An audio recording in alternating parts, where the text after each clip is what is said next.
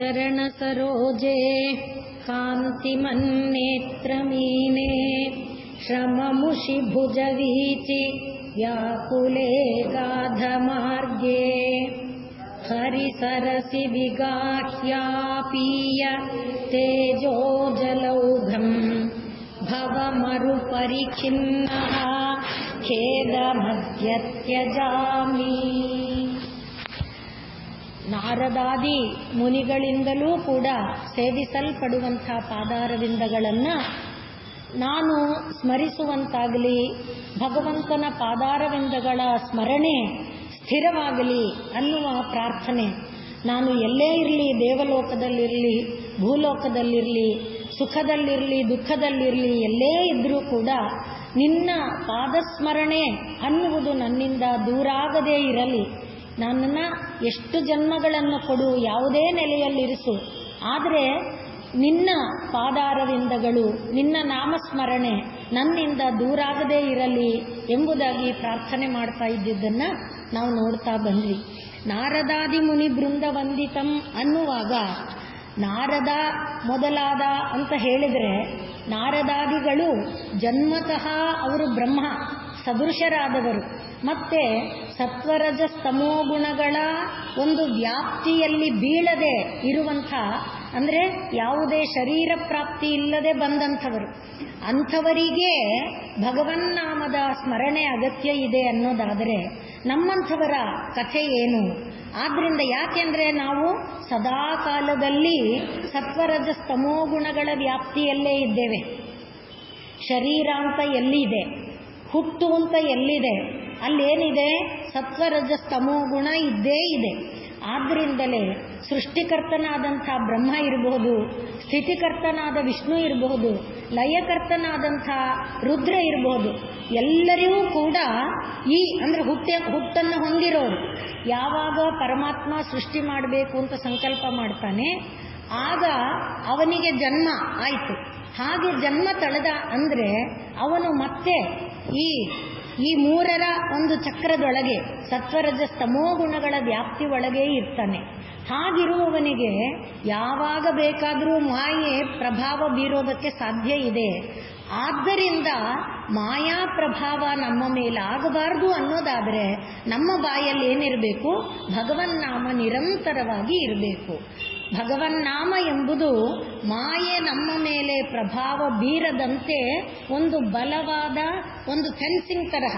ಅದು ಮಾಯಾ ಪ್ರಭಾವ ನಮ್ಮನ್ನು ಆಕ್ರಮಣ ಮಾಡದೇ ಇರುವಂತೆ ಕಾಪಾಡುತ್ತೆ. ಅದಕ್ಕೆ ನಾವು ದೃಷ್ಟಾಂತವಾಗಿ ಭಾಗವತದಲ್ಲಿ ನೋಡಿದ್ವಿ. ಇಂದ್ರನಿಗೆ ಕೂಡ ಜಂಬ ಬಂದು, ಇಂದ್ರ ನಾನಿಲ್ಲದೆ ಇದ್ರೆ ಇವನು ಹೇಗೆ ಮಳೆ ಸುರಿಸ್ತಾನೆ ನೋಡ್ತೀನಿ ಅನ್ನುವಂಥ ಒಂದು ಪ್ರಭಾವವನ್ನು ಬೀರೋದಕ್ಕೆ ಪ್ರಯತ್ನ ಪಟ್ಟಾಗ ಪರಮಾತ್ಮ ಏನು ಮಾಡ್ದ? ಅವನೇ ಗೋವರ್ಧನವನ್ನು ಎತ್ತಿ ಹಿಡಿದು ಯಾವುದೇ ವಿಧವಾದ ಬಾಧೆ ಇಲ್ಲದಂತೆ ಲೋಕ ಸಂರಕ್ಷಣೆಯನ್ನ ಮಾಡಿದ್ದನ್ನು ನೋಡಿ ಆಗ ಅವನಿಗೆ ಗೊತ್ತಾಯಿತು, ಇಂದ್ರನಿಗೆ, ಅಯ್ಯೋ ನಾನೇನು ಅಲ್ಲ, ನನ್ನನ್ನು ಮೀರಿದಂಥ ಪರಾತ್ಪರ ವಸ್ತು ಅನ್ನುವುದು ಇದೆ.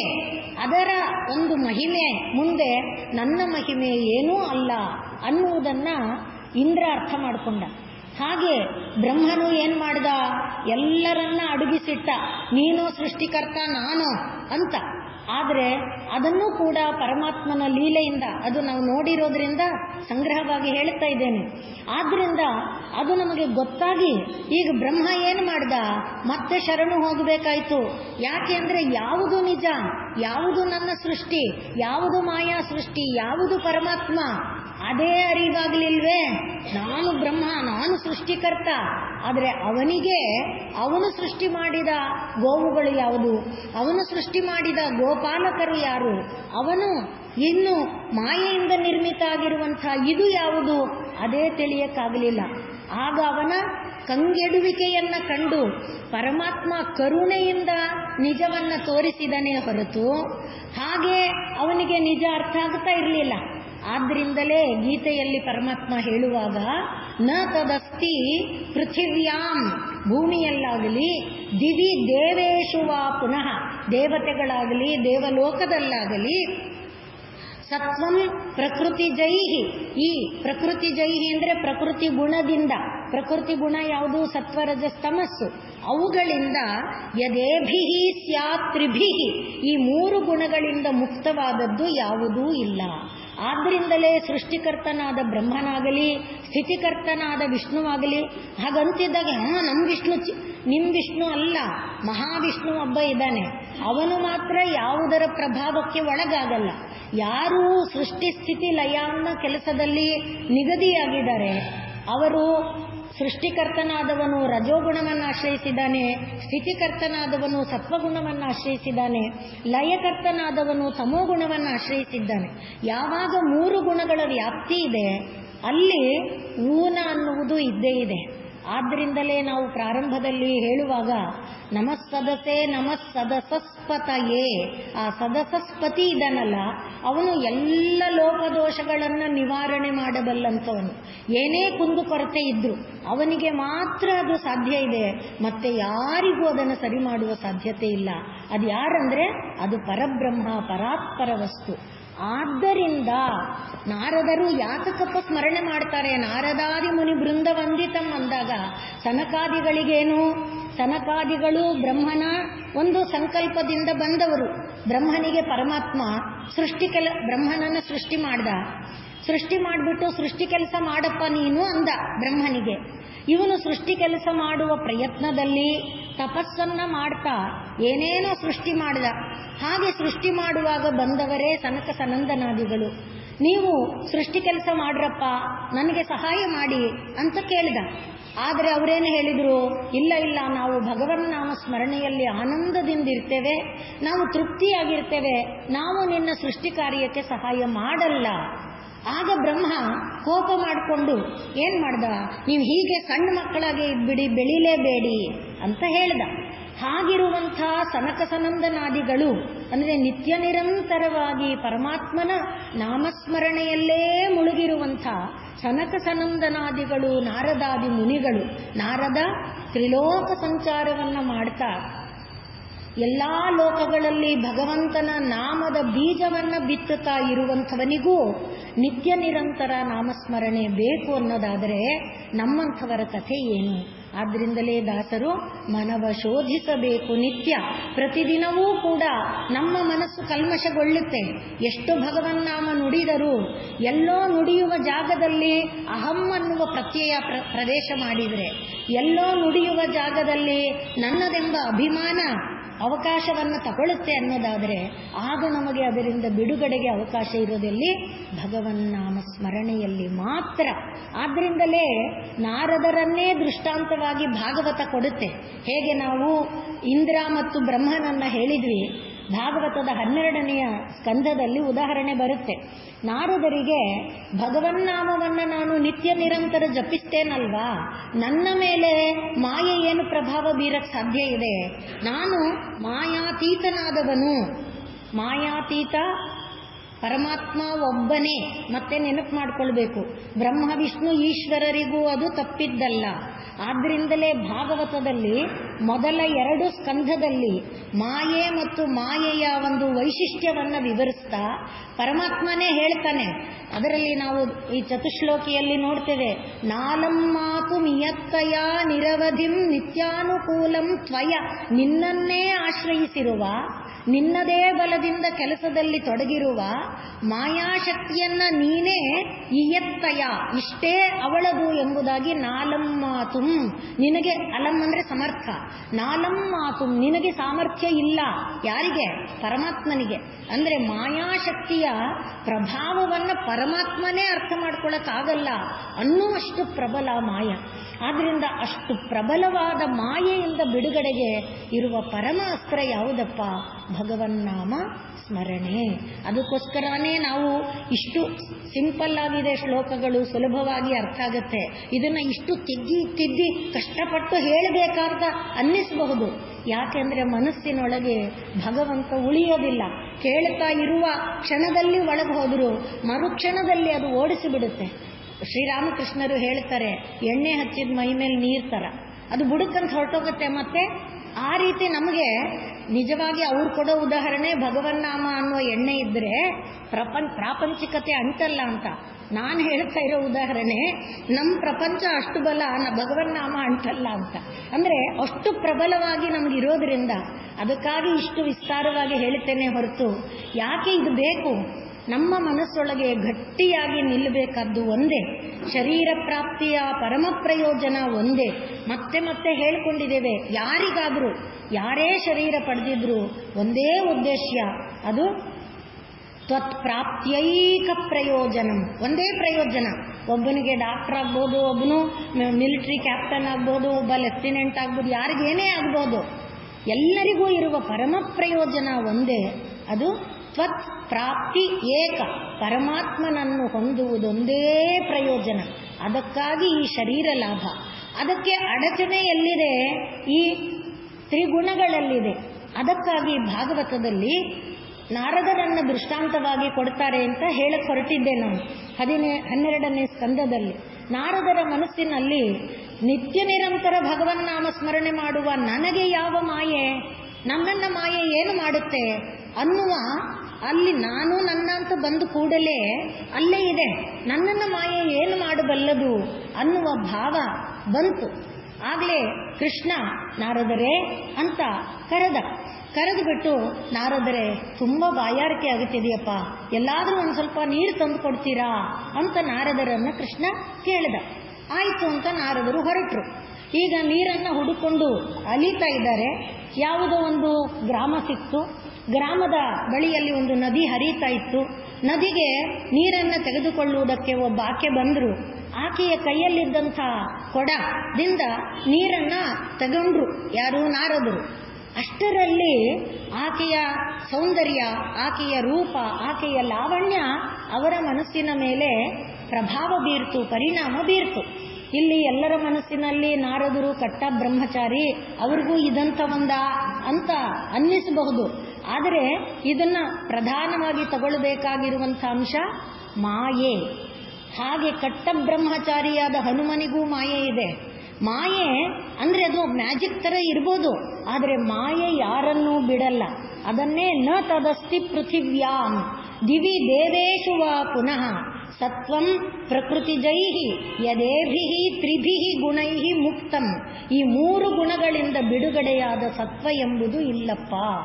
ಆ 3 ಗುಣಗಳಿಂದ ಬಿಡುಗಡೆಯಾಗುವುದು ಪ್ರಪಂಚದಲ್ಲಿದ್ದ ಮೇಲಂತೂ ಸಾಧ್ಯನೇ ಇಲ್ಲ.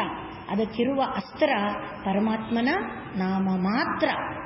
ಹಾಗೆ ಆ ಒಂದು ತತ್ವವನ್ನ ಬೋಧೆ ಮಾಡೋಕ್ಕೆ ನಾರದರ ಕಥೆ ಹೊರತು, ನಾರದರನ್ನ ಹೀಯಾಳಿಸೋಕೆ, ನಾರದರ ಒಂದು ಬ್ರಹ್ಮಚರ್ಯ ನಿಷ್ಠೆಯನ್ನ ಕುಗ್ಗಿಸೋದಕ್ಕಲ್ಲ. ನಮ್ಮೊಳಗೆ ಧೈರ್ಯವನ್ನ ಕೊಟ್ಟು ಭಗವನ್ನಾಮವನ್ನ ಜಪಿಸಿ ಅನ್ನುವ ಪ್ರಚೋದನೆಯನ್ನ, ಪ್ರೇರಣೆಯನ್ನ ಕೊಡುವುದಕ್ಕೆ ಆ ಕಥಾಭಾಗ. ಹಾಗೆ ನಾರದರು ಆ ಸ್ತ್ರೀಯನ್ನ ಕಂಡ್ರು. ಆಕೆಯನ್ನ ಕೊಡ ಇಸ್ಕೊಂಡಿದ್ದು ನೀರು ತಗೊಳ್ಳೋವರೆಗೆ ಅವರಿಗೆ ಮನಸ್ಸಲ್ಲಿದೆ ಕೃಷ್ಣನಿಗೆ ನೀರು ಕೊಡಬೇಕಂತ. ಕೊಡ ತಗೊಂಡು ನೀರು ತಗೊಂಡ ಮರುಕ್ಷಣದಲ್ಲೇ ಅದು ಏನು ಆಯ್ತು ಅವರಿಗೆ ಗೊತ್ತಿಲ್ಲ, ಆಕೆ ಹಿಂದೆನೆ ಹೋಗೋಕೆ ಶುರು ಮಾಡಿಬಿಟ್ರು. ಕೊನೆಯಲ್ಲಿ ನೀನು ನನ್ನ ಗೃಹಿಣಿಯಾಗು, ನಾನು ನಿನ್ನನ್ನು ವರಿಸೋದಕ್ಕೆ ಇಷ್ಟಪಡ್ತೇನೆ ಅಂತ ಅವಳ ದುಂಬಾಲು ಬಿದ್ರು. ಕೊನೆಗೆ ಏನಾಯ್ತು, ಆಕೆ ಮನೆಗೆ ಬನ್ನಿ ನಮ್ಮ ತಂದೆಯವರನ್ನ ಕೇಳಿ. ಹಾಗೆ ಆಯ್ತು, ಸಂಸಾರ ಆರಂಭ ಆಯಿತು. ಸಂಸಾರ ಆರಂಭ ಆಗಿ ಎಷ್ಟೋ ಮಕ್ಕಳಾಯಿತು. ಎಲ್ಲ ಕೆಲಸಗಳನ್ನ ಪತ್ನಿಯ ಜೊತೆಯಲ್ಲಿ ನಾರದರು ಕೂಡ ಮಾಡ್ತಾ ಇದ್ದಾರೆ. ಒಂದು ದಿವಸ ಅವರು ಯಾವುದೋ ಕೆಲಸಕ್ಕಾಗಿ, ಪತ್ನಿ ನೀರಿಗೆ ಬಂದಿದ್ಲು ಕೆರೆಗೆ, ಬಟ್ಟೆಗಿಟ್ಟೆ ಒಗೆದು ಪಾತ್ರೆ ಪಡ್ಗ ಎಲ್ಲ ತೊಳ್ಕೊಂಡು ಬರಬೇಕು ಅಂತ. ಎಷ್ಟೊತ್ತಾದರೂ ಬರಲಿಲ್ವಲ್ಲ ಅನ್ನುವ ಆತಂಕದಲ್ಲಿ ಅವರು ಹುಡುಕೊಂಡು ಬಂದಿದ್ದಾರೆ. ಆ ವೇಳೆಗೆ ಏನಾಗಿದೆ, ಆ ಊರಿನ ದ್ವಾರದಲ್ಲಿದ್ದಂಥ ನದಿ ಉಕ್ಕಿ ಹರಿಯಕ್ಕೆ ಆರಂಭ ಆಗಿಬಿಟ್ಟಿದೆ. ಎಲ್ಲಿಂದಲೋ ನೀರಿನ ಪ್ರವಾಹ ತುಂಬಿ ಬರ್ತಾ ಅದು ಉಕ್ಕಿ ಹರಿಯೋದಕ್ಕೆ ಆರಂಭ ಆಗಿಬಿಟ್ಟಿದೆ. ಉಕ್ಕಿ ಹರಿತಾ ಇವರು ಹುಡುಕೊಂಡು ಬರುವಾಗ ಕೂಗ್ಕೋತಾ ಇದ್ದಾರೆ, ತನ್ನ ಪತ್ನಿಯ ಹೆಸರಿಡಿದು ಕೂಗ್ತಾ ಇದ್ದಾರೆ. ಎಲ್ಲೋ ಕೈ ಒಂದ್ಸಲ ಹೀಗೆ ಕಾಣುತ್ತೆ, ಒಂದ್ಸಲ ತಲೆ ಹೀಗೆ ಕಾಣುತ್ತೆ, ಕೂಗ್ತಾ ಇದ್ದಾರೆ. ಆ ನೀರಿನ ಪ್ರವಾಹದಲ್ಲಿ ನುಗ್ಗಿ ಹಿಡಿಬೇಕು ಅಂತ ಯೋಚನೆ ಮಾಡ್ತಾ ಅವರು ಧುಮುಕೋದಕ್ಕೆ ಹೊರಟಾಗ ಕೈಯೊಂದು ಸಿಕ್ತು ಅವರಿಗೆ. ನಾರದರೆ, ನೀರೆಲ್ಲಪ್ಪ. ಹಾಗೆ ಮೋಹ ಎನ್ನುವುದು, ಮಾಯೆ ಅನ್ನುವುದು ಯಾರನ್ನು ಬಿಡುವಂಥದ್ದಲ್ಲ. ಅದಕ್ಕೋಸ್ಕರ ನಾರದಾದಿ ಮುನಿ ಬೃಂದ ವಂದಿತಂ, ಅಂಥವರೂ ಕೂಡ ನಿತ್ಯ ನಿರಂತರ ಜಪಿಸುವ ಭಗವನ್ನಾಮವನ್ನ ನಾವು ಜಪಿಸಬೇಕು. ಆ ಭಗವನ್ನಾಮದ ಬಲ ನಮಗೆ ಆ ನಂತರದಲ್ಲೇ ಗೊತ್ತಾಗೋದು. ಭಗವನ್ನಾಮದ ಬಲಕ್ಕೂ ಕೂಡ ಅನೇಕ ದೃಷ್ಟಾಂತಗಳು ನಮ್ಮಲ್ಲಿದೆ. ನಾವು ಹೇಳ್ಕೊಂಡಿದ್ದೇವೆ, ಮಹಾಬೋಧೇಂದ್ರ ಸರಸ್ವತಿಗಳು ಕಂಚಿ ಕಾಮಕೋಟಿ ಪೀಠದಲ್ಲಿ ಇದ್ದ ಆಚಾರ್ಯರ ಸನ್ನಿಧಿಯಲ್ಲಿ ಅಧ್ಯಯನವನ್ನ ಮಾಡ್ತಾ ಇದ್ದವರು 15ನೇ ಶತಮಾನದಲ್ಲಿ ಇದ್ದಂಥವರು. ಅವರು ಈ ಭಗವನ್ನಾಮದ ಕುರಿತಾಗೆ ವಿಶ್ಲೇಷಣೆಯನ್ನ ಮಾಡ್ತಾ ಆಚಾರ್ಯರ ಬಳಿಯಲ್ಲಿ ಅಧ್ಯಯನ ಮಾಡ್ತಾ ಇರುವಾಗ ಆಚಾರ್ಯರು ಅವರಿಗೆ ಹೇಳ್ತಾರೆ, ನೀನು ಎಲ್ಲಿ ಇದರಲ್ಲಿ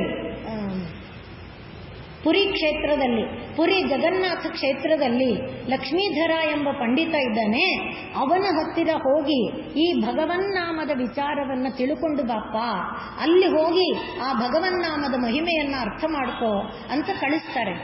ಹಾಗೆ ಇವರು ಮಹಾಬೋಧೇಂದ್ರ ಸರಸ್ವತಿಯವರು ಅವರು ಈ ಪುರಿ ಜಗನ್ನಾಥ ಕ್ಷೇತ್ರಕ್ಕೆ ಬರ್ತಾ ಇದ್ದಾರೆ.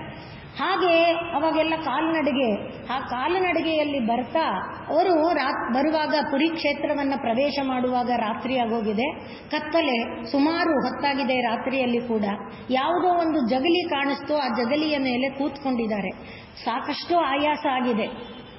ಹಾಗೆ ಇರುವಾಗ ತುಂಬ ರಾತ್ರಿಯಾದಾಗ, ಅಂದರೆ ಮಧ್ಯರಾತ್ರಿ ಕಳೆದ ಎಷ್ಟೋ ಹೊತ್ತಿನಲ್ಲಿ ಆ ಮನೆಯಲ್ಲಿ ಇವರು ಯಾವ ಜಗಲಿಯ ಮೇಲೆ ಕೂತಿದ್ದಾರೆ ಆ ಮನೆಯ ಒಳಗಡೆ ಕಣ್ಣೀರಿಡುವ ಶಬ್ದ, ಮಾತನಾಡುವ ಶಬ್ದ ಕೇಳಿಸ್ತಾ ಇದೆ. ಆಗ ಇವರು ಏನು ಮಾತಾಡ್ತಾ ಇದ್ದಾರೆ, ಯಾರಿಗೇನು ಸಂಕಟ ಇದೆ, ನನ್ನಿಂದ ಏನಾದರೂ ಪರಿಹಾರ ಮಾಡೋಕ್ಕಾಗತ್ತಾ ಅನ್ನುವುದಕ್ಕೆ ಕಿವಿ ಕೊಟ್ಟಿದ್ದಾರೆ.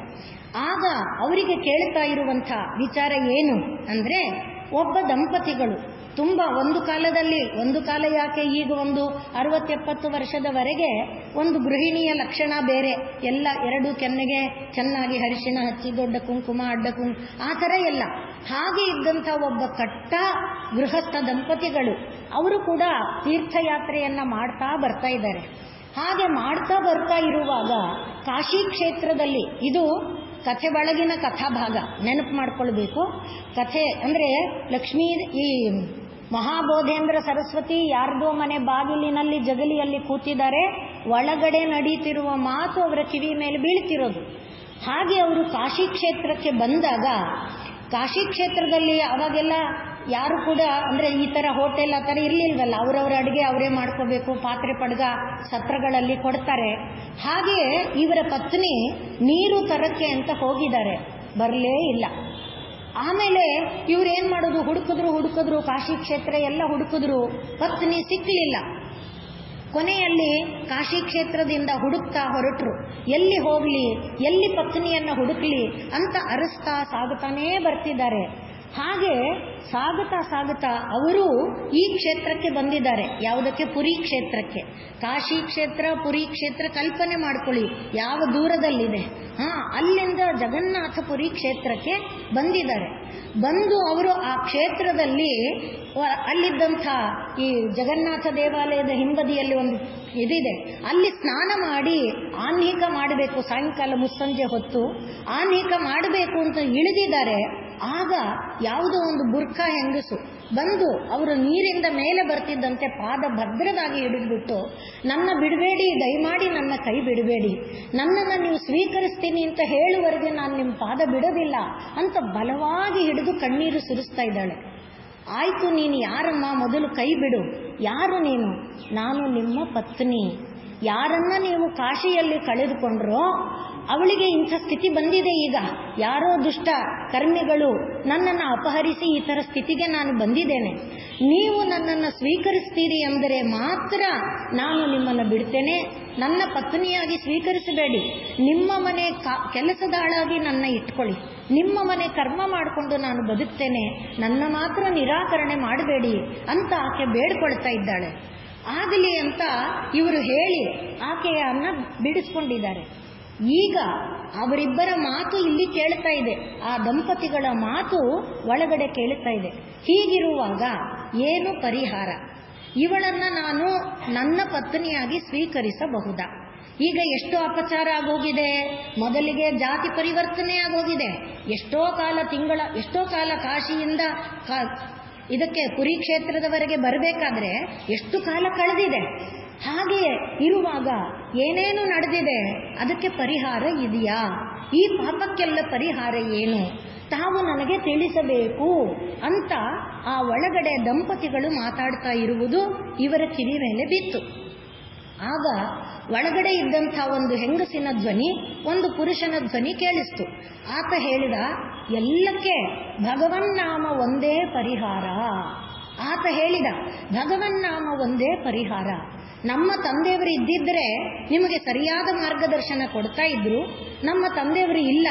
ನಾನು ನಮ್ಮ ತಂದೆ ಬರೆದಿಟ್ಟಿರುವುದನ್ನು ತಂದು ನೋಡಿ ಹೇಳ್ತೇನೆ ಅಂದುಬಿಟ್ಟು ಆತ ಗ್ರಂಥವನ್ನು ತಂದು ಅದನ್ನು ನೋಡಿ, ಇದೆ ನಿಜವಾಗಿ ಪರಿಹಾರ ಇದೆ.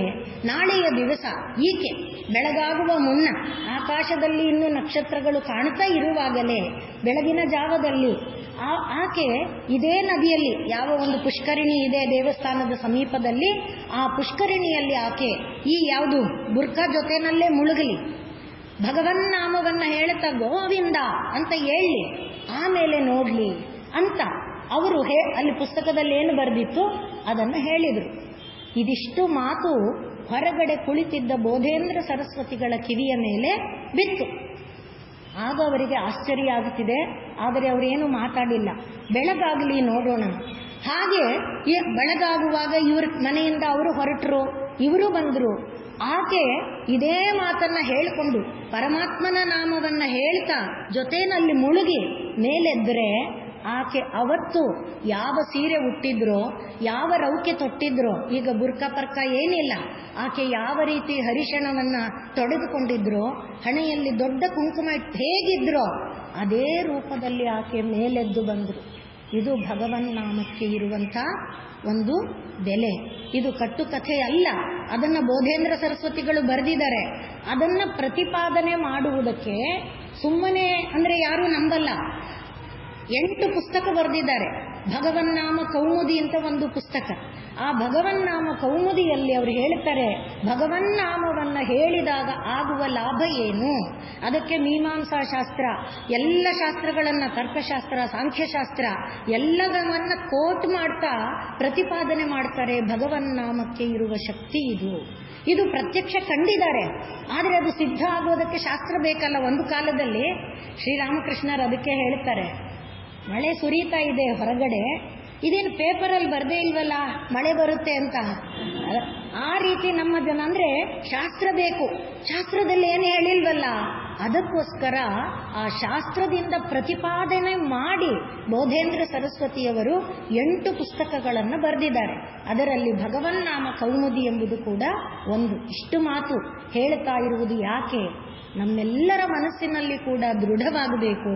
ಭಗವಂತನ ನಾಮ ನಮ್ಮ ನಾಲಿಗೆಗೆ ಬರಬೇಕು. ನಮಾಮಿ ನಾರಾಯಣ ಪಾದ ಪಂಕಜಂ, ನಮಾಮಿ ನಾರಾಯಣ ಪೂಜನಂ ಸದಾ, ನಮಾಮಿ ನಾರಾಯಣ ನಾಮ ನಿರ್ಮಲಂ, ನಿರ್ಮಲವಾದ ನಾಮ ನಮ್ಮ ನಾಲಿಗೆಯಲ್ಲಿ ಸದಾ ಸದಾ ಸದಾ ನುಡಿಯುವಂತಾಗಬೇಕು ಅನ್ನುವುದಕ್ಕೆ ನಾರದಾದಿ ಮುನಿ ಬೃಂದ ಸೇವಿತವಾದಂಥ ಪರಮಾತ್ಮನ ನಾಮದ ಮಹಿಮೆಯನ್ನ ತೋರಿಸಿ ನಮಗೆ ಹೇಳ್ತಾ ಇದ್ದಾರೆ. ಆ ಪರಮಾತ್ಮ ಹೇಗಿದಾನಪ್ಪ ಅಂತ ಕೇಳಿದರೆ ನಾವು ನೋಡಿದ್ವಿ, ಅವನು ತನ್ನ ಕೈಗಳನ್ನೇ ಕಮಲವಾಗಿ ಹೊಂದಿರುವಂಥ ನದಿಯ ರೂಪದಲ್ಲಿದ್ದಾನೆ. ಅವನ ಕಣ್ಣುಗಳೇ ಕಾಂತಿಯಿಂದ ಕೂಡಿದ ಮೀನುಗಳಾಗಿ ಆ ನದಿಯಲ್ಲಿ ಚಲಿಸ್ತಾ ಇದೆ. ಅವನ ಬಾಹುಗಳೇ ನದಿಯ ಅಲೆಗಳಾಗಿ ಇದೆ. ಕಾಂತಿಮನ್ನೇತ್ರ ಮೀನೇ ಶ್ರಮ ಮುಷಿ, ನಮ್ಮ ಎಲ್ಲ ಮುಷಿ ಅಂದರೆ ದೂರ ಮಾಡೋದು, ಕದಿಯೋದು ಅಂತ ಅರ್ಥ. ಮುಷಿ ಅಂದರೆ ಕದಿ ಅಂತ. ಶ್ರಮವನ್ನ ಕದಿಯುತ್ತೆ. ಮೂಷಕ ಅನ್ನೋದರೆ ಅದೇ ಶಬ್ದ. ಮುಷಿ ಅಂದರೆ ಕದಿಯೋದು. ಶ್ರಮ ಮುಷಿ, ನಮ್ಮ ಶ್ರಮವನ್ನೆಲ್ಲ ದೂರ ಮಾಡುವಂಥ. ಮತ್ತೆ ಮುಷಿ ಅಂತ ಬಂದಿದ್ದರಿಂದ ಈ ಕರಾವಲಂಬ ಸ್ತೋತ್ರದಲ್ಲಿ ಅಂಧಸ್ಯ ಮೇ ಕೃತ ವಿವೇಕ ಮಹಾಧನಸ್ಯ ಚೋರೈಹಿ ಪ್ರಭೋ ಬಲಿಭಿರಿಂದ್ರಿಯ ನಾಮಧೇಯೈಹಿ ಮೋಹಾಂಧಕೂಪ ಕುಹರೇ ವಿನಿಪಾತಿತಸ್ಯ. ಆ ಎಲ್ಲ ಶ್ರಮವನ್ನ ದೂರ ಮಾಡಬಲ್ಲದ್ದು ಯಾವುದು? ಭುಜವೀಚಿ. ಭಗವಂತನ ಭುಜ ಎಲ್ಲಿದೆ, ಎಲ್ಲಿಲ್ಲ. ಎಲ್ಲಿ ಕೃಷ್ಣ ಅಂತ ಕೂಗಿದರೆ ಅಲ್ಲಿ ಭುಜ ಬಂದು ಎತ್ತುತ್ತೆ. ಈಗ ನಾರದರು ಬಿದ್ದೋಗ್ತಾ ಇದ್ರು ಮೋಹಜಾಲದಲ್ಲಿ, ನಾರದರೇ ಬಂದು ಎತ್ತಿದ್ರು ಅಲ್ವೇ? ಎಲ್ಲಾದರೂ ಸರಿ, ಯಾರಾದರೂ ಸರಿ, ಭಗವಂತನನ್ನ ನಂಬಿದ್ದರೆ ಅವನು ಹೇಗಾದರೂ ಯಾವುದೇ ರೂಪದಲ್ಲಿ ಬಂದು ಅವರನ್ನ ಉದ್ಧಾರ ಮಾಡ್ತಾನೆ, ಎತ್ತುತ್ತಾನೆ.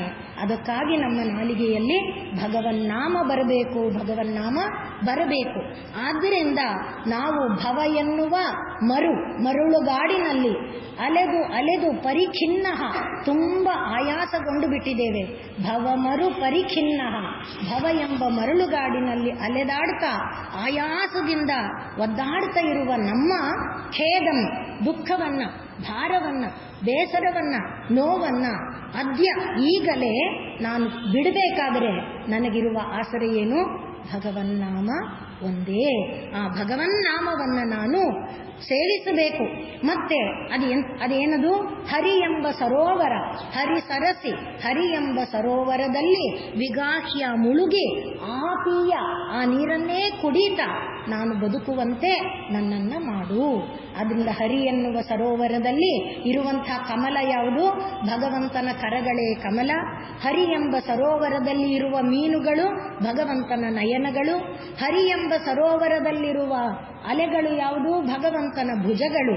ಅಂಥ ಒಂದು ಹರಿ ಸರೋವರದಲ್ಲಿ ನಾನು ಮುಳುಗಿ ಆ ನೀರನ್ನ ಕುಡಿದು, ವಿಗಾಹ್ಯ ಮುಳುಗಿ ಆಪೀಯ ಕುಡಿದು, ಭವ ಪರಿಖಿನ್ನ, ಭವ ಎಂಬ ಮರಳುಗಾಡಿನಲ್ಲಿ ಅಲೆದೆಲೆದು ಬೆಂದು ಹೋಗಿರುವಂಥ ನಾನು ಖೇದಂ ಅದ್ಯ ತ್ಯಜಾಮಿ, ನನ್ನ ಖೇದವನ್ನು ಕಳೆದುಕೊಳ್ಳುತ್ತೇನೆ. ಅದಕ್ಕಾಗಿ ಪರಮಾತ್ಮ ನಿನ್ನ ನಾಮವನ್ನ ನನ್ನ ನಾಲಿಗೆಯಲ್ಲಿ ನುಡಿಯುವಂತೆ ಮಾಡು. ನಾನು ನುಡಿತೇನೆ ಭರವಸೆ ಇಲ್ಲ. ಯಾಕೆ? 3 ಗುಣಗಳ ಮಾಯೆ ನಮ್ಮನ್ನ ಸೆಳೀತಾ ಇದೆ. ಆದ್ದರಿಂದ ನಾವು ನಿನ್ನೆ ಹೇಳಿಕೊಳ್ಳುವಾಗ ನಿನ್ನ ಮಾಯಾ ಪ್ರಾಬಲ್ಯ ನೀನೇ ಅರಿಯೆ ಅನ್ನುವಾಗ ನಮ್ಮಂಥ ದುರ್ಬಲ ಜೀವಿಗಳ ಮೇಲೆ ನಿನ್ನ ಮಾಯೆ ಪ್ರಾಬಲ್ಯ ಬೀಡಬೇಡಪ್ಪ. ನಿನ್ನ ಮಾಯಾ ಪ್ರಾಬಲ್ಯದಿಂದ ನೀನೇ ನಿನ್ನ ಕರುಣಾ ಮಾತ್ರದಿಂದ ನಮ್ಮನ್ನ ಉದ್ಧರಿಸಬೇಕು. ಆದ್ರಿಂದಲೇ ಈ ಭವ ಅನ್ನುವುದನ್ನು ದೂರ ಮಾಡುವಂತಹ ಕರುಣೆ, ಆ ಕರುಣೆಯಿಂದ ನಮ್ಮನ್ನು ನೀನು ರಕ್ಷಿಸು, ಉದ್ಧರಿಸು. ಸರಸಿ ಜನಯನೇ ಸಶಂಖ ಚಕ್ರೇ ಮುರಭಿದಿಮಾ ವಿರಮಸ್ವ ಚಿತ್ತರಂತುಂ ಸುಖತರಮಪರಂ ನ ಜಾತು ಜಾನೆ ಹರಿಚರಣ ಸ್ಮರಣಾಮೃತೇನ ತುಲ್ಯಂ.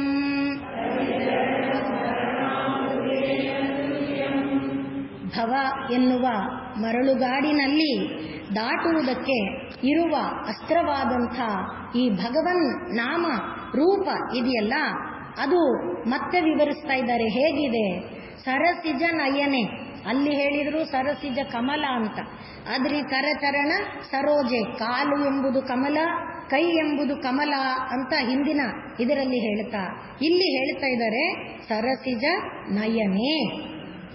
ಮತ್ತೆ ಸಶಂಖ ಚಕ್ರೆ, ಕೈಯಲ್ಲಿ ಶಂಖ ಮತ್ತು ಚಕ್ರಗಳನ್ನ ಹಿಡಿದಿರುವಂಥ. ಮತ್ತೆ ಅವನೆಂಥವನು? ಮುರಭಿದಿ, ಮುರ ಎಂಬ ಅಸುರನನ್ನ ಭೇದಿಸಿದಂಥವನು ಮುರಭಿದಿ. ಅವನಲ್ಲಿ ಹೇ ಚಿತ್ತವೇ ರಂತುಂ, ರಮಿಸಲು ಮಾ ವಿರಮಸ್ವ, ಆಲಸಿಕೆಯನ್ನ ಮಾಡಬೇಡ, ಮೈ ಮರೆಯಬೇಡ, ಮರೆತೋಗಬೇಡ, ಪರಮಾತ್ಮನ ಸ್ಮರಣೆಯನ್ನ ಮಾಡು. ಪರಮಾತ್ಮನ ಸ್ಮರಣೆಯಲ್ಲಿ ಆಲಸಿಕೆಯನ್ನ ಮಾಡಬೇಡ, ಅಥವಾ ಏನೇನೋ ನೆಪಗಳನ್ನ ಹಾಕಿಕೊಂಡು ಮುಂದೆ ಹಾಕ್ತಾ ಬರಬೇಡ. ಮಾ ವಿರಮಸ್ವ, ವಿರಮ ಅಂದ್ರೆ ವಿಶ್ರಾಂತಿ, ಅಂದ್ರೆ ಸ್ಟಾಪ್, ಅಂದ್ರೆ ಪರಮಾತ್ಮನ ಸ್ಮರಣೆಯನ್ನ ಮಾಡುವುದಕ್ಕೆ ಸ್ಟಾಪ್ ಮಾಡಬೇಡ ಅಂತ. ಅಂದ್ರೆ ಅರ್ಥ ಏನು? ನಿರಂತರವಾಗಿ ಪರಮಾತ್ಮನ ಸ್ಮರಣೆಯನ್ನ ಮಾಡು ಅಂತ. ಆದ್ರೆ ಯಾಕೆ ಅಂದ್ರೆ, ಯಾಕೆ ಇದನ್ನು ಸ್ಮರಿಸಬೇಕು? ಸುಖತರಂ ಅಪರಂ, ಇದಕ್ಕಿಂತ ಇದು ಎರಡಿದೆ. ಸುಖಕರಂ ಅಂತ ಇದೆ, ಸುಖತರಂ ಅಂತ ಇದೆ. ಎರಡೂ ಸರಿನೇ. ಸುಖಕರಂ ಅಂದಾಗ ಸುಖವನ್ನು ಉಂಟು ಮಾಡು, ಸುಖತರಂ ಅಂದ್ರೆ ಸುಖ, ಇದು ಕಂಪ್ಯಾರಿಟಿವ್ ಡಿಗ್ರಿ, ಇದು ಸುಖ, ಅದು ಸುಖತರ, ಅಂದ್ರೆ ಇದಕ್ಕಿಂತ ಸುಖತರವಾದದ್ದು. ಅಪರಂ ಇನ್ನೊಂದು, ನ ಜಾತು ಜಾನೆ, ಜಾತು ಅಂದ್ರೆ ಒಮ್ಮೆ, ನ ಜಾನೆ ಗೊತ್ತಿಲ್ಲ, ಅಂದ್ರೆ ಒಂದು ಸಲಿನೂ ನಾನು ನೋಡಿಲ್ಲ, ಎಲ್ಲೂ ನೋಡಿಲ್ಲ. ಏನಂತ, ಇದಕ್ಕಿಂತ ಸುಖತರವಾದ್ದು ಇನ್ನೊಂದಿದೆಯಪ್ಪ ಅನ್ನುವುದನ್ನ ನಾನು ನೋಡಿಲ್ಲ. ಸುಖತರಂ ಅಪರಂ, ಇದಕ್ಕಿಂತ ಸುಖತರವಾದದ್ದು ಅನ್ಯತ್ ಇನ್ನೊಂದಿದೆ ಎಂಬುದನ್ನ ನ ಜಾನೆ, ಮತ್ತೆ ಜಾತು ಒಂದು ಬಾರಿ ಕೂಡ ನಾನು ನೋಡಿಲ್ಲ, ಕೇಳಿಲ್ಲ.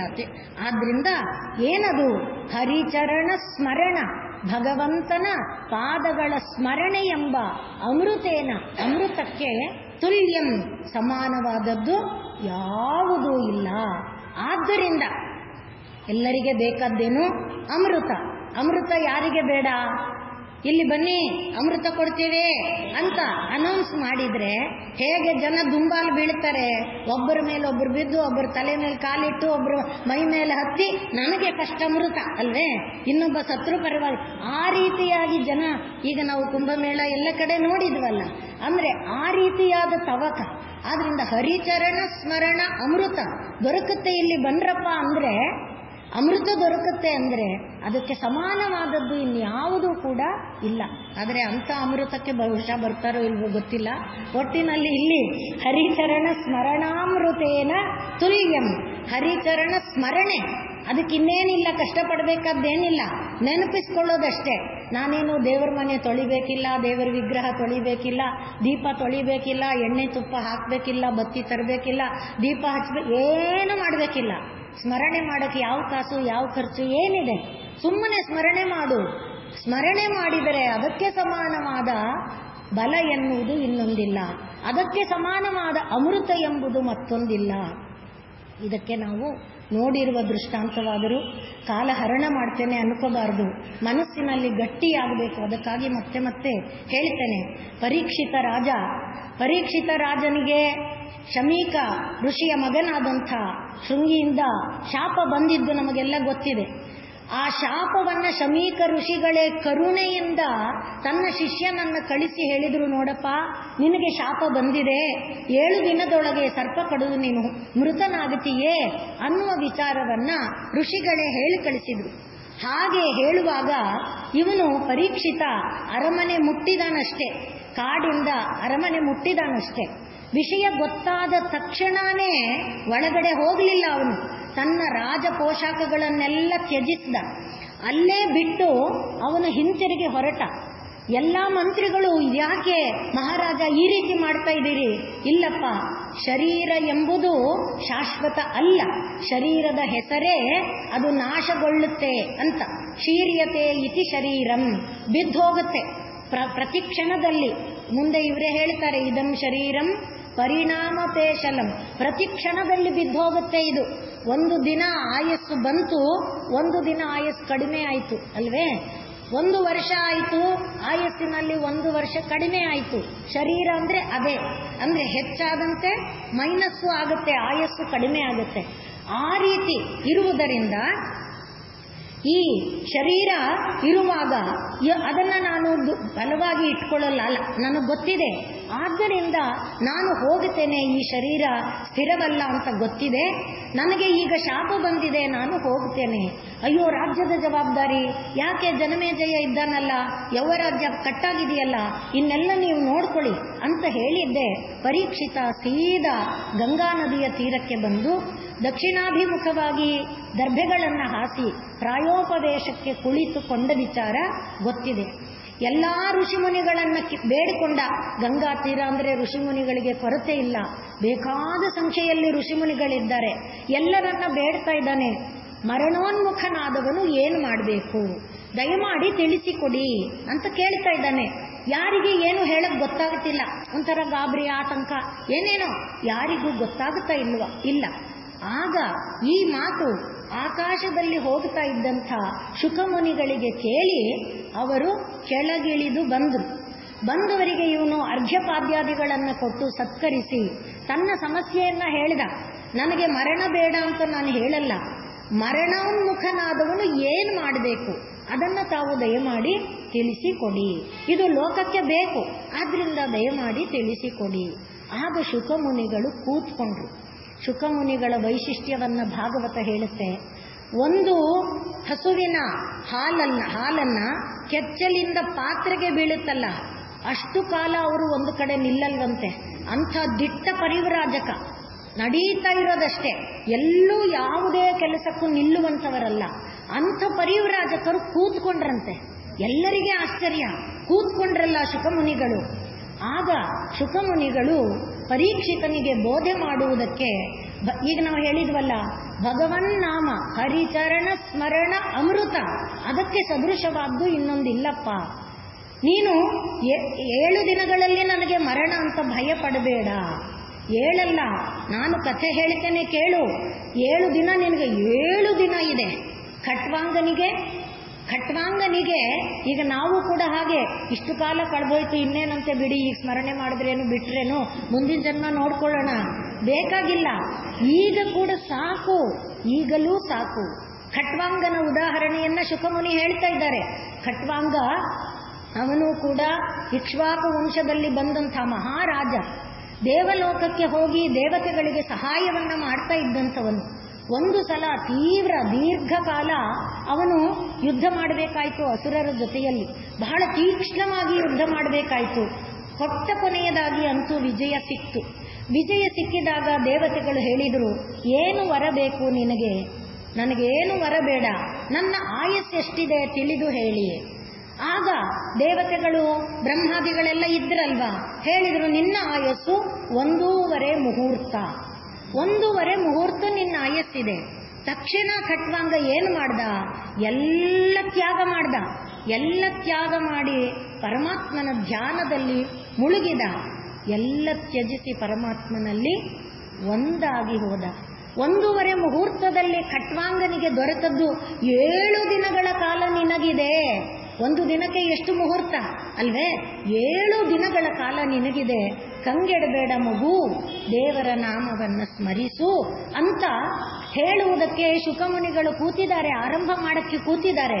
ತಕ್ಷಣ ದೇವಾದಿ ದೇವತೆಗಳು ಬಂದುಬಿಟ್ರು. ಆಕಾಶದಲ್ಲಿ ಬಂದು ನೆರೆತಿದ್ದಾರೆ.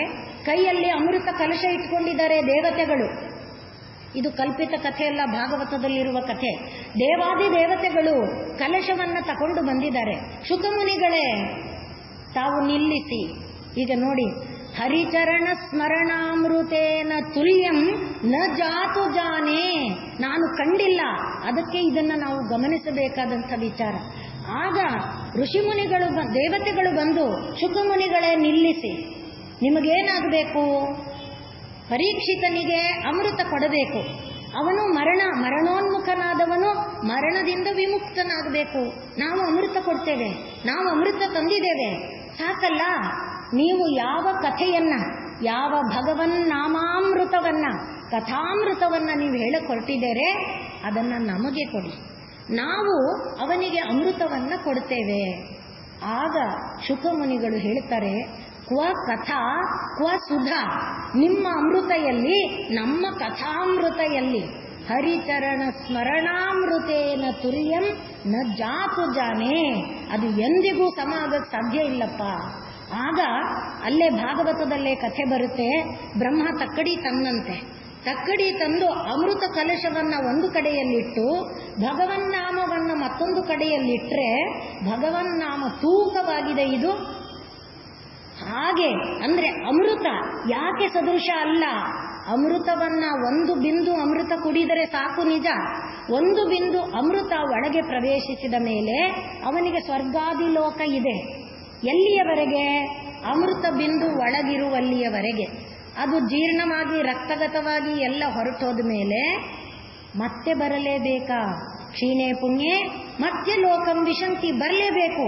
ಆದರೆ ನಮ್ಮ ಕಥಾಮೃತ ಹಾಗಲ್ಲ. ಕಥಾಮೃತಕ್ಕೆ ಸದೃಶವಾದದ್ದು ಇನ್ನೊಂದಿಲ್ಲ.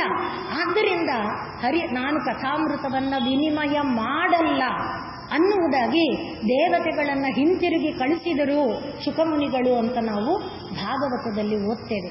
ಅಷ್ಟು ಪವಿತ್ರವಾದದ್ದು ಹರಿಚರಣ ಸ್ಮರಣಾಮೃತ.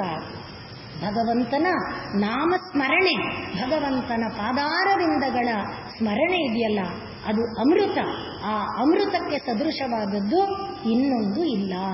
ಆದ್ದರಿಂದ ನಾವು ಹರಿಚರಣ ಸ್ಮರಣಾಮೃತೇನ ತುಲ್ಯಂ ಸುಖತರಂ, ಅದಕ್ಕಿಂತ ಸುಖತರವಾದದ್ದು ಅಪರಂನ ಜಾನೆ, ಇನ್ನೊಂದಿಲ್ಲಪ್ಪ. ಆದ್ದರಿಂದ ಮಕ್ಕಳೇ, ಜೀವಿಗಳೇ, ಶ್ರೀರಾಮಾನುಜರು ಆದ್ದರಿಂದಲೇ ದೇವಾಲಯದ ಮೇಲೆ ಏರಿ ಬನ್ನಿರಪ್ಪ, ಬನ್ನಿ, ಎಲ್ಲರಿಗೆ ಮುಕ್ತಿಯ ದ್ವಾರ ತೆರೆದಿದೆ, ನಾರಾಯಣ ನಾರಾಯಣ ನಾರಾಯಣ ಅನ್ನಿರಪ್ಪ ಎಂಬುದಾಗಿ ಹೇಗೆ ಹೇಳಿದ್ರು ಹಾಗೆ ಇಲ್ಲಿ ಕುಲಶೇಖರರು ಹೇಳ್ತಿದ್ದಾರೆ. ಹೇಳ್ರಪ್ಪ, ಭಗವಂತನ ನಾಮವನ್ನು ಹೇಳಿ, ಅದಕ್ಕೆ ಸದೃಶವಾದ ಅಮೃತ ಇನ್ನೊಂದಿಲ್ಲ. ನಾರಾಯಣ ಅಮೃತಕ್ಕೆ ಸದೃಶವಾದದ್ದು ಇನ್ನೊಂದಿಲ್ಲ. ಅದ್ಯಾಕೆ ನಾರಾಯಣ, ಬೇರೆ ಯಾಕಿಲ್ಲ? ನಾರಾಯಣ ನರ, ಎಲ್ಲರೂ ಅಂದರೆ ನರರಾದವರೆಲ್ಲರಿಗೆ ಅಯನವಾದದ್ದು. ಎಲ್ಲರ ನಾರಾಯಣ ಅಂದರೆ ನರ ಜನ್ಮವೇ ದೊಡ್ಡದು. ಯಾಕೆ ಅಂದರೆ ನರ ಜನ್ಮಕ್ಕೆ ಮಾತ್ರ ಅಯನ ಗತಿ ಹೇಗಿದೆ, ಹೀಗಿದೆ. ಪಶು ಪಕ್ಷಿಗಳಿಗೆ ಗತಿ ಹೀಗಿದೆ. ಆದ್ರಿಂದ ಅದು ಹೀಗೆ ನೋಡುತ್ತೆ, ಹೀಗೆ ನೋಡಕ್ ಗೊತ್ತಿಲ್ಲ. ಮೇಲ್ಮುಖದ ಗತಿ ಅದಕ್ಕಿಲ್ಲ, ಹೀಗಿದೆ. ಆದ್ರಿಂದ ಕೆಳಗಿರೋದನ್ನೇ ನೋಡುತ್ತೆ. ನಮಗೆ ಕೆಳಗಿರುವುದನ್ನ, ಮೇಲಿರುವುದನ್ನ, ಪಕ್ಕದ್ದನ್ನ, ಎಲ್ಲವನ್ನ ನೋಡುವ ಯೋಗ್ಯತೆ ಇದೆ. ಅಂದ್ರೆ ವಿವೇಕಾದಿಗಳು ಇರುವಂಥ ಜನ್ಮ. ಅದರ ಮೂಲಕ ಯಾವ ಅಯನ, ಯಾವ ಮಾರ್ಗ ನನಗೆ ಸೂಕ್ತವಾದ್ದು, ಯಾವುದನ್ನ ಭಜಿಸಿದರೆ, ಯಾವುದನ್ನ ಆಶ್ರಯಿಸಿದರೆ, ಯಾವುದು ನನ್ನನ್ನ ಉನ್ನತ ಲೋಕಕ್ಕೆ ಕರೆದೊಯ್ಯಬಲ್ಲದು, ಅದು ನಾರಾಯಣ. ನಾರಾಯಣ ಅಂದ್ರೆ ಶಂಖಚಕ್ರ ಗದಾಧಾರಿ ಅಂತ ಭಾವಿಸ್ಕೋಬೇಕು ಅಂತಲ್ಲ. ನರರ ಅಯನ, ಪ್ರತಿಯೊಂದು ಜೀವಿಗೆ ಗತಿ ಹೇಗಿದೆ, ಮೂಲಾಧಾರದಿಂದ ಸಹಸ್ರಾರದವರೆಗೆ ಗತಿ. ನಾವು ಬೇಕನ್ಲಿ ಬೇಡ ಅನ್ಲಿ ಉಸಿರು ಹೆಂಗೋಗುತ್ತೆ, ಮೇಲಕ್ಕೆ ತಾನೇ ಬರುತ್ತೆ ಅಲ್ವೇ? ಆದ್ರಿಂದ ಆ ನಾರಾಯಣ ದಾರಿನೇ ಅದು. ಅದಕ್ಕೋಸ್ಕರ ನಾರಾಯಣ ನಾಮ ಅದು ಎಲ್ಲರಿಗೆ ಇರುವಂಥ ದಾರಿ. ನಿನಗೆ ಅವನಿಗೆ ಬೇರೆಯವರಿಗೆ ಅಂತ ಭೇದ ಇಲ್ಲ. ಅದಕ್ಕೋಸ್ಕರ ನಾರಾಯಣ ನಾಮವನ್ನ ಉಚ್ಚರಿಸಿರಪ್ಪ, ಹೇಳಿರಿ. ನಾರಾಯಣ ನಾಮದ ಮಹಿಮೆ ಅಷ್ಟು ಉನ್ನತವಾದ್ದು. ಪ್ರತಿಯೊಂದು ಜೀವಿ ಗತಿಯಲ್ಲೇ ಇದೆ. ನಮ್ಮ ಸಹಜ ಸ್ವಭಾವನೇ ಅದಾಗ್ಬಿಟ್ರೆ ಕಷ್ಟದಿಂದ ಗಳಿಸ್ಬೇಕು ಅಂದ್ರೆ ಹೋಗ್ರಿ ಅನ್ನಿಸುತ್ತೆ. ನಮ್ಮ ಗತಿನೇ ಅದು, ನಮ್ಮ ಉಸಿರೇ ಅದು, ನಮ್ಮ ರೀತಿನೇ ಅದು ಅಂದ್ರೆ ಏನು ಪ್ರಯತ್ನ ಇದೆ? ಗೊತ್ತಿಲ್ಲದೆ ನಾರಾಯಣ ಅಂತ ಇದೆ ಉಸಿರು. ಹಮ್ ಸೋ ಸೋ ಹಮ್ ಅಂತಾನೆ ಹೇಳ್ತಿದೆ. ನಾನು ಗೊತ್ತಿಲ್ಲ ಅಷ್ಟೇ, ನಾ ಗಮನಿಸಿಲ್ಲ, ತಿಳ್ಕೊಂಡಿಲ್ಲ. ಅದೇ ನಾರಾಯಣ ನಾಮ.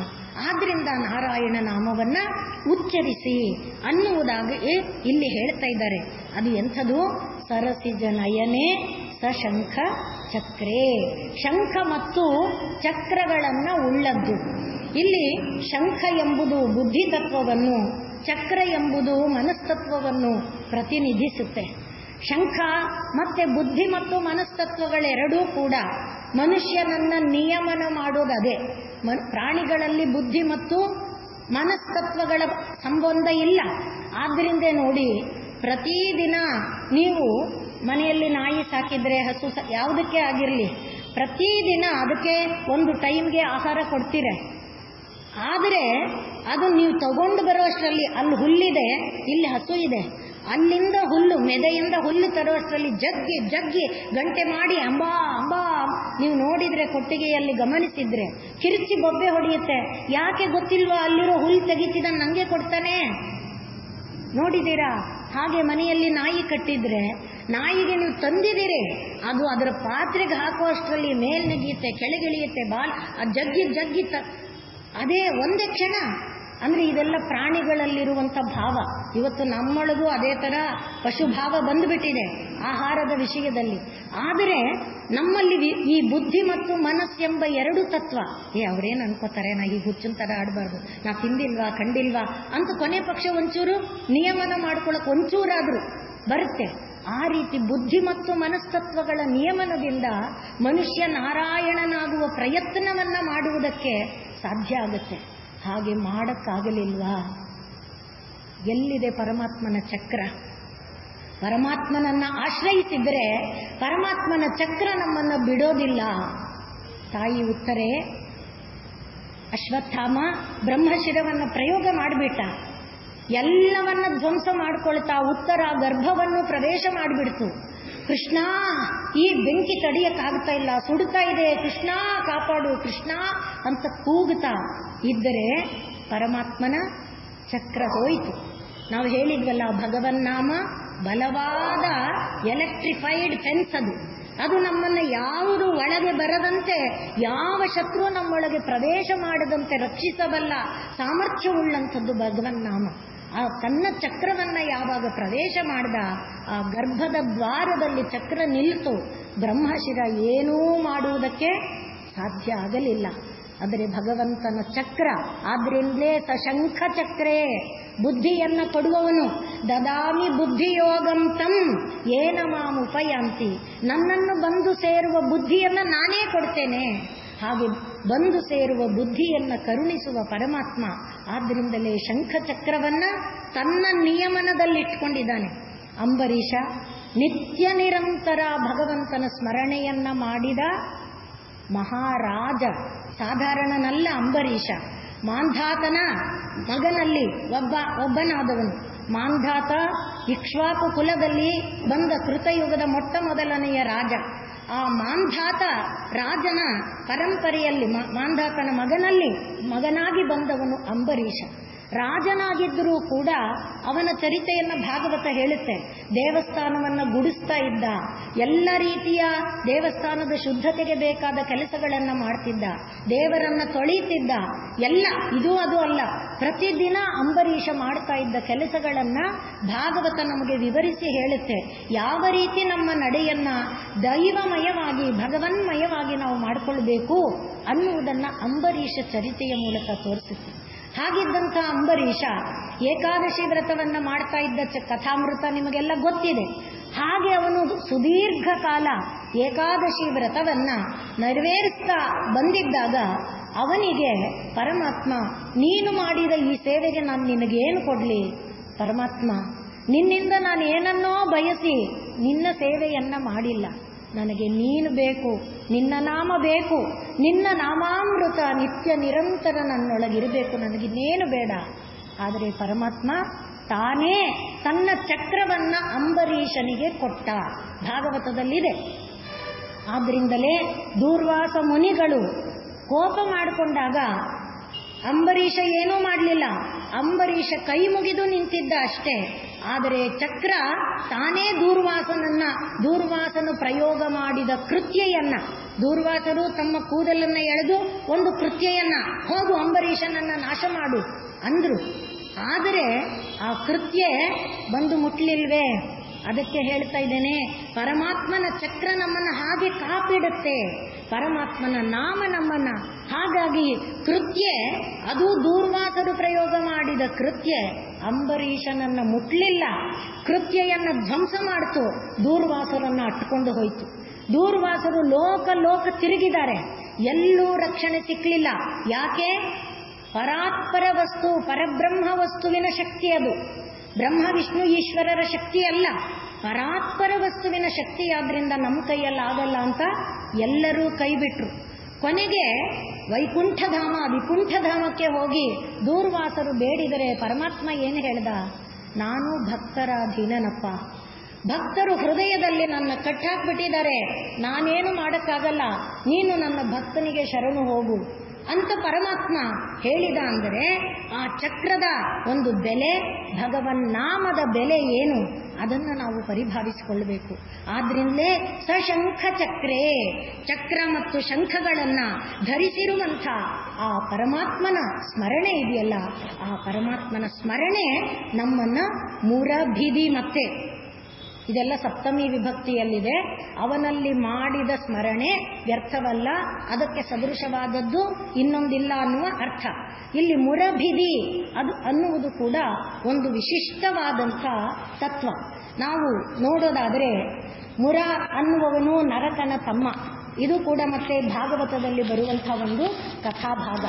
ಇವರಿರುವ ಜಾಗ ಯಾವುದು ಅಂದರೆ ಪ್ರಾಗ್ಜ್ಯೋತಿಷಪುರ. ಹೆಸರು ನೆನಪು ಮಾಡ್ಕೊಳ್ಳಿ.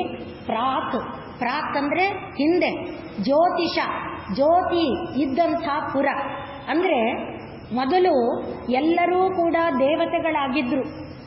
ಆದರೆ ಯಾವಾಗ ದೈವ ವಿರೋಧ ಭಾವ, ದೈವ ವಿರೋಧ ಭಾವಕ್ಕಿಂತ ಅಸುರ ಅಂದರೆ ಪ್ರಾಣದ ನೆಲೆಯ ಬದುಕು. ಅಸು ಅಂದರೆ ಪ್ರಾಣ, ರಾ ಅಂದರೆ ಪ್ರಾಣ ಎಲ್ಲೆಲ್ಲಿ ಅಳಿಯುತ್ತೆ ಅಲ್ಲಲ್ಲಿ ಹೋಗುತ್ತಾ ಬದುಕ್ತೀವಲ್ಲ. ಕಣ್ಣು ನೋಡು ಅಂದರೆ ನೋಡಿದ ಜಾಗಕ್ಕೆ ಹೋಗ್ಬಿಡೋದು, ಕೇಳು ಅಂದರೆ ಕೇಳಿರೋದಕ್ಕೆ ಹೋಗ್ಬಿಡೋದು. ಅಂದರೆ ಹಾಗೆ ಇಂದ್ರಿಯಗಳು ಎಳೆದ ರೀತಿಯಲ್ಲಿ ಬದುಕೋದನ್ನ ಅಸುರ ಅಂತ ಕರೀತಾರೆ. ಹಾಗೆ ಇವರು ಮಾಡಿದ್ದರಿಂದ ಅವರು ಪೂರ್ವ ದೇವಾಹ ಸುರದ್ವಿಷಃ, ಆದ್ರಿಂದ ಅಸುರರಾದರು. ಅಂದ್ರೆ ಯಾರು ಎಲ್ಲರೂ ಮೊದಲು ದೇವತೆಗಳೇ, ಪೂರ್ವ ದೇವಾಹ, ಆದರೆ ಅಸುವು ನೆಲೆಯಲ್ಲಿ ನಿಂತಿದ್ದರಿಂದ ಅಸುರರಾದರು. ಹಾಗೆ ಈ ನರಕ ಮತ್ತು ಮುರನ ನಗರ ಇದೆಯಲ್ಲ, ಅದು ಜ್ಯೋತಿಷಪುರ. ಜ್ಯೋತಿಷಪುರ ಅದು ಅಂದ್ರೆ ಭಗವಂತನ ಪುರ, ಭಗವದ್ ಜ್ಯೋತಿ ಬೆಳಗುತ್ತಾ ಇರುವಂಥ ಪುರ. ಆದರೆ ನರಕನ ಬುದ್ಧಿ ಏನಾಯಿತು? ಭಗವಂತನ ಒಂದು ಬಲದಿಂದ ನರಕ ಭಗವಂತನ ಒಂದು ಆನಂದ ಬಾಷ್ಪ ಭೂಮಿಯಲ್ಲಿ ಬಿದ್ದು, ಭೂಮಿಯಿಂದ ಉದ್ಭವಿಸಿದವನು, ಭೂಮಿಯ ವರ ಪರಮಾತ್ಮನ ಕರುಣೆ ಎರಡರ ಬಲದಿಂದ ಕೊಬ್ಬಿದಾನೆ. ಅದಕ್ಕೆ ಹೇಳ್ತಿರೋದು ಮೊದಲು ಜ್ಯೋತಿನೇ, ಮೊದಲು ದೇವನೇ. ಆದರೆ ಈಗ ಬಲದ ತನ್ನ ಮದದಿಂದ, ಬಲಮದದಿಂದ ಏನ್ ಮಾಡ್ದ?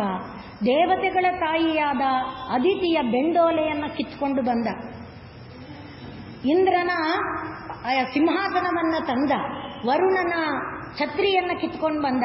ಹೀಗೆ ಎಲ್ಲಾ ಲೋಕದವರ ಎಲ್ಲವನ್ನ ತಂದು ದೇವತೆಗಳಿಗೆ ಭಂಗ ತರ್ತಾ ಇದ್ದಾನೆ.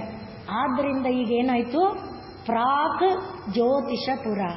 ಈಗ ನಾವು ನೆನಪು ಮಾಡ್ಕೊಳ್ಳೋದು, ಇದು ಒತ್ತಿ ಹೇಳ್ತಾ ಇರೋ ಉದ್ದೇಶ, ಎಲ್ಲರೂ ಪರಮಾತ್ಮನ ಮಕ್ಕಳು, ಪರಮಾತ್ಮನದೇ ಸಚ್ಚಿದಾನಂದ ಸ್ವರೂಪದಿಂದ ಬಂದಂಥವರು. ಆದರೆ ಪರಮಾತ್ಮನನ್ನ ಮರೆತ ಕಾರಣದಿಂದ ಇಷ್ಟು ದೂರ ಬಂದಿದ್ದೇವೆ. ಈಗಲಾದರೂ ಪರಮಾತ್ಮನನ್ನ ನೆನೆದರೆ ಪರಮಾತ್ಮನ ನಗರದ ಕಡೆಗೆ ನಾವು ಹೆಜ್ಜೆ ಇಡೋದಕ್ಕೆ ಸಾಧ್ಯ ಆಗುತ್ತೆ.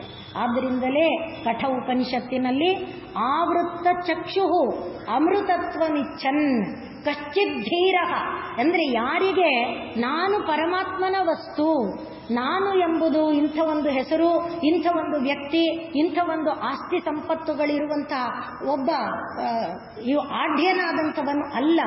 ನಾನು ಎಂಬುದು ಪರಮಾತ್ಮನದು, ನನ್ನದು ಎಂಬುದು ಪರಮಾತ್ಮನದು ಎಂಬ ಭಾವ ಇದೆಯಲ್ಲ, ಅದೇ ಜ್ಯೋತಿಷಪುರ. ಆದ್ರಿಂದ ಆ ಭಾವದಲ್ಲಿ ಇದ್ದಂಥ ನರಕ ಏನಾದ? ಈ ಬಲ ಮದದಿಂದ ದೇವತೆಗಳನ್ನೆಲ್ಲ ಮೆಟ್ಟುವ ಕೆಲಸವನ್ನ ಯಾವಾಗ ಮಾಡಿದ, ದೇವತೆಯ ತಾಯಿಯ ಬೆಂಡೋಲೆಯನ್ನ ಕಿತ್ತ, ಅದಕ್ಕಿಂತ ಕೆಟ್ಟ ಕೆಲಸ ಇನ್ನೊಂದಿಲ್ಲ. ಆದ್ದರಿಂದ ದೇವತೆಗಳು ಮೊರೆ ಹೊಕ್ಕರು, ಕೃಷ್ಣ ಸತ್ಯಭಾಮೆಯೊಡಗೂಡಿ ಬಂದಿದ್ದಾನೆ. ಆ ನರಕನ ತಮ್ಮ ಮುರಭಿತ್, ಮುರ ಭಿತ್ತಲ್ಲ, ಮುರ ಅಂದ್ರೆ ಮತ್ತೆ ನಾವು ಹೇಳ್ಕೋಬೇಕಾದ್ದು ಮರಣೋನ್ಮುಖನಾದವನು ಮುರ. ಮೃ ಮರಣೆ, ನಮ್ಮ ಶರೀರ ಮರಣೋನ್ಮುಖವಾದ್ದು, ಶೀರ್ಯತೆ ಇತಿ ಶರೀರಂ ಅಂತ ಹೇಳಿದ್ವಿ. ಪ್ರತಿ ಕ್ಷಣದಲ್ಲಿ ಅದು ಮರಣೋನ್ಮುಖ. ಶರೀರ ಇದೆ ಅಂತ ಗರ್ವ ಪಡಬೇಕಾಗಿಲ್ಲ, ಯೌವನ ಇದೆ ಅಂತ ನಾವು ಅಹಂಕಾರ ಪಡಬೇಕಾಗಿಲ್ಲ. ಯಾವುದು ಕೂಡ ಕ್ಷಣ ಬಿದ್ದೋಗುತ್ತೆ, ಹೊರಟೋಗುತ್ತೆ. ಅದೇ ಮುರ ಎನ್ನುವ ತತ್ವ ತೋರಿಸ್ತಾ ಇರೋದು. ಆದ್ರಿಂದಲೇ ಮುರನಿಗೆ ಎಷ್ಟು ತಲೆ? 5 ತಲೆ. ಮುರ 5 ತಲೆಗಳುಳ್ಳವನು. ನಾವು ಪಂಚ ಪ್ರಾಣ, ಪಂಚ ಜ್ಞಾನೇಂದ್ರಿಯ, ಪಂಚ ಕರ್ಮೇಂದ್ರಿಯ, ಪಂಚಪ್ರಾಣ, ಪಂಚಭೂತ, ಪಂಚ ತನ್ಮಾತ್ರಗಳ ನೆಲೆಯಲ್ಲಿ ಬದುಕ್ತಾ ಇದ್ದೇವೆ. ಆದ್ದರಿಂದಲೇ ಪಂಚ ತನ್ಮಾತ್ರಗಳು ಶಬ್ದ ಸ್ಪರ್ಶ ರೂಪ ರಸಗಂಧಗಳು. ಅದನ್ನೇ ಹೇಳಿದ್ದು, ಕಣ್ಣು ಎಳೆದ ಜಾಗಕ್ಕೆ ಹೋಗೋದು, ಕಿವಿ ಎಳೆದ ಜಾಗಕ್ಕೆ ಹೋಗೋದು. ಆ ರೀತಿಯಾದ ಬದುಕಿದರೆ ನಾವೆಲ್ಲರೂ ಮುರರೆ.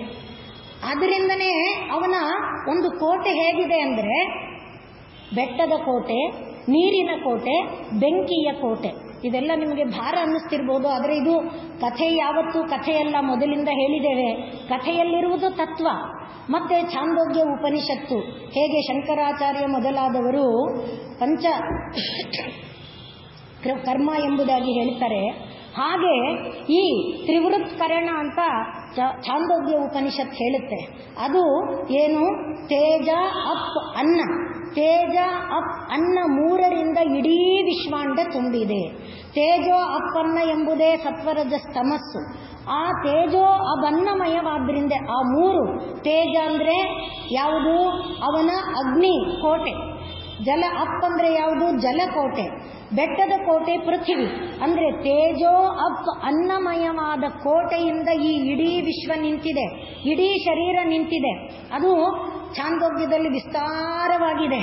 ಹೇಗೆ ಸೂರ್ಯನಲ್ಲಿ ತೇಜಸ್ ಯಾವುದು, ಅಪ್ ಯಾವುದು, ಅನ್ನ ಯಾವುದು? ತೇಜಸ್ ಅಂದ್ರೆ ಸೂರ್ಯನಲ್ಲಿ ಒಂದು ಕಪ್ಪು ಛಾಯೆ ಕಾಣುತ್ತಲ್ವಾ, ಆ ಕಪ್ಪು ಛಾಯೆ ಎನ್ನುವುದು ತಮಸ್ಸು, ಅದು ಅನ್ನ. ಹಾಗೆ ಸೂರ್ಯನಲ್ಲಿ ಕೆಂಪು ಛಾಯೆ ಕಾಣುತ್ತಲ್ಲ, ಅದು ಅಪ್ತ. ಸೂರ್ಯನಲ್ಲೂ ನೀರಿನ ಇದು ಇದೆ, ಎಲ್ಲರಿಗೆ ಗೊತ್ತಿರುವಂತಹ ಅಂಶ.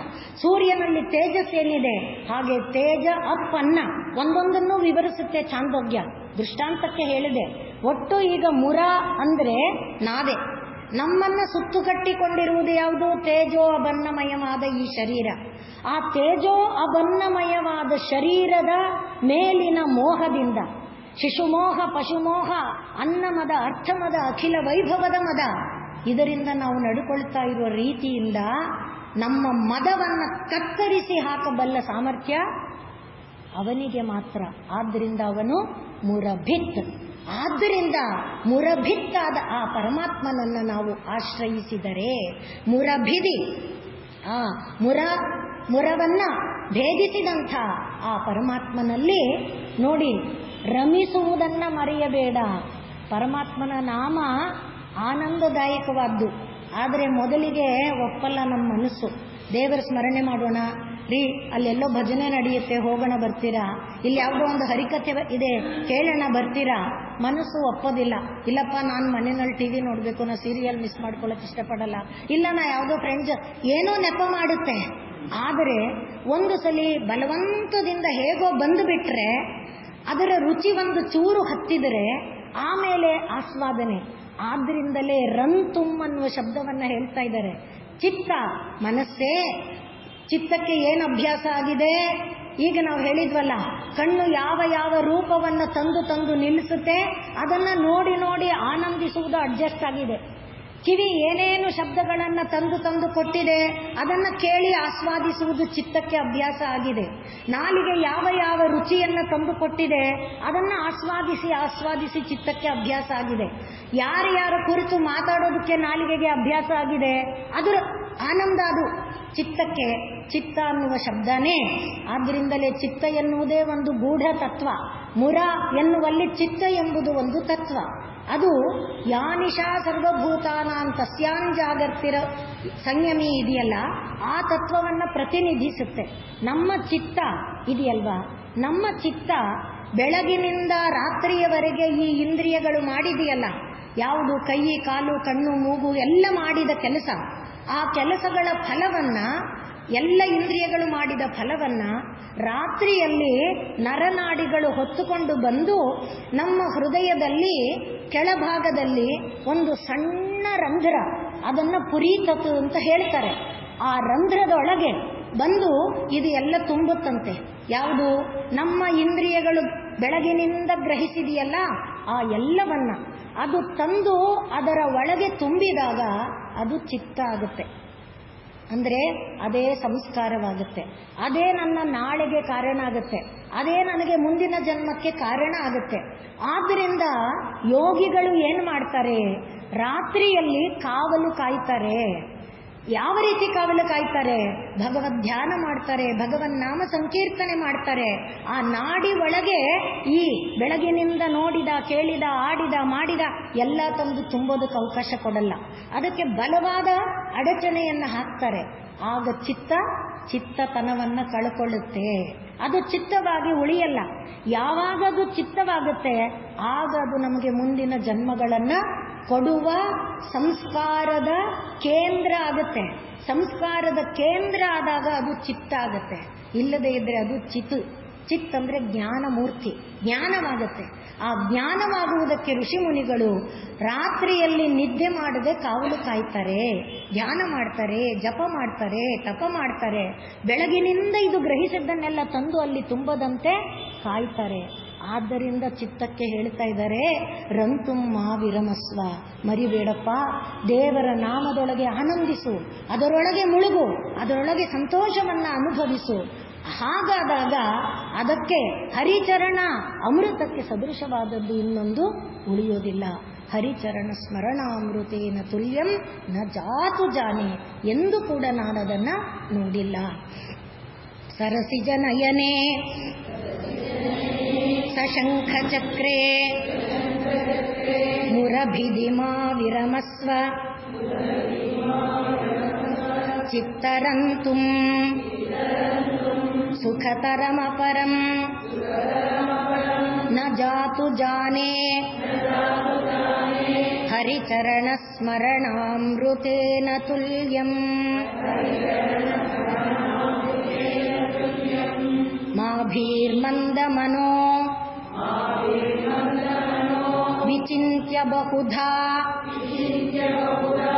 ಯಾಮೀಶ್ಚಿರಂ ಯಾತನಾಃ ನಾಮೀನಃ ಪ್ರಭವಂತಿ ಪಾಪರಿಪವಃ ಸ್ವಾಮೀ ನನು ಶ್ರೀಧರಃ. ಆಲಸ್ಯಂ ವ್ಯಪನೀಯ ಭಕ್ತಿ ಸುಲಭಂ ಧ್ಯಾಯಸ್ವ ನಾರಾಯಣಂ. ಲೋಕಸ್ಯ ವ್ಯಸನಾಪನೋದನಕರೋ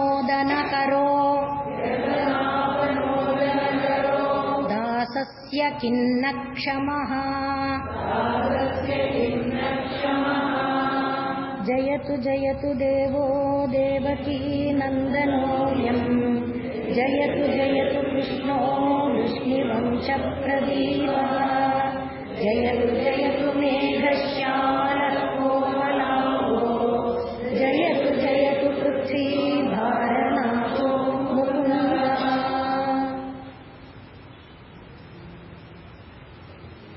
ಓಂ ಪೂರ್ಣಮದಃ ಪೂರ್ಣಮಿದಂ ಪೂರ್ಣಾತ್ ಪೂರ್ಣಮುದಚ್ಯತೆ ಪೂರ್ಣಸ್ಯ ಪೂರ್ಣಮಾದಾಯ ಪೂರ್ಣಮೇವಾವಶಿಷ್ಯತೆ.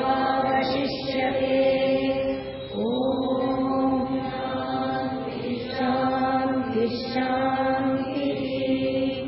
ಸರ್ವೇ ಭವಂತು ಸುಖಿನಃ ಸರ್ವೇ ಸಂತು ನಿರಾಮಯಾಃ ಸರ್ವೇ ಪಶ್ಯन्तु ಮಾ ಕಶ್ಚಿತ್ ದುಃಖಭಾಗ್ ಭವೇತ್. ಹರಿ ಓಂ ಶ್ರೀ ಗುರುಭ್ಯೋ ನಮಃ.